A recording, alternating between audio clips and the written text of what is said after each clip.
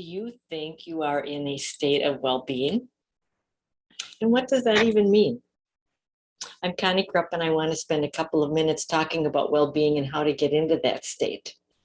Well-being is the state of being comfortable, healthy, or happy. This is what the English dictionary defines as well-being, but what does that actually mean? The short answer is, well, there is no short answer. What one person feels is their perfect state of being may be completely different for another person. And this stands to reason as we all have different goals, we have different ambitions and personalities. And the meaning of well-being is multi-dimensional. So I want to talk a little bit about that. The overall sense of well-being will not be achieved without having a balance in these 6 key elements. First one is physical. This includes lifestyle choices that affect the functioning of our bodies.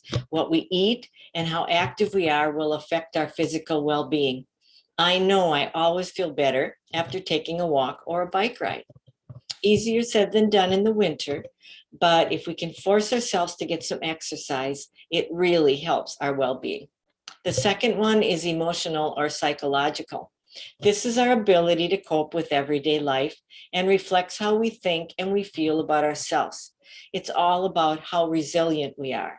And for those of you that are on my mailing list, received a book on how to be more resilient, pick ourselves up, dust ourselves off, and keep moving even during the toughest times. The third one is social.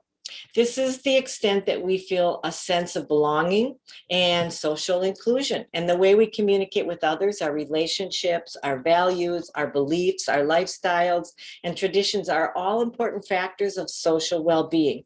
And they have certainly been put to test for the past 2 years, but hopefully we can move on and start to have a lot more social gatherings again.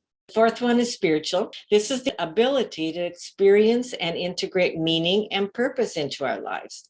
And it's achieved through being connected to our inner self, to nature, or even a greater, higher power, whatever that means to you.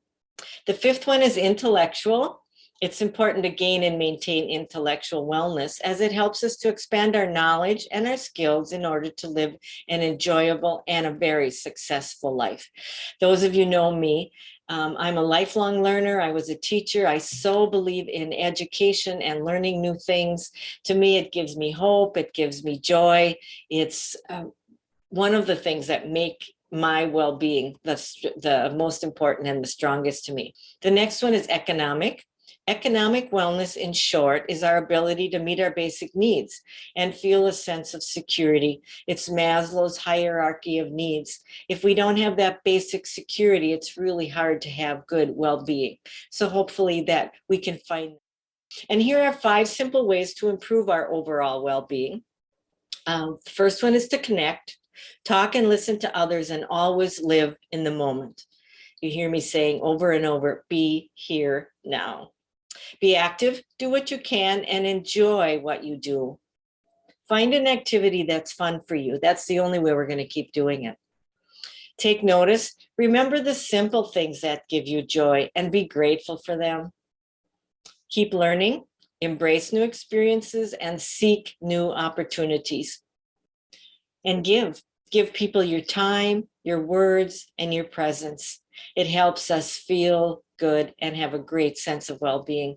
And for more tips on well-being, sign up for my weekly ebook covering health and wellness advice on my website.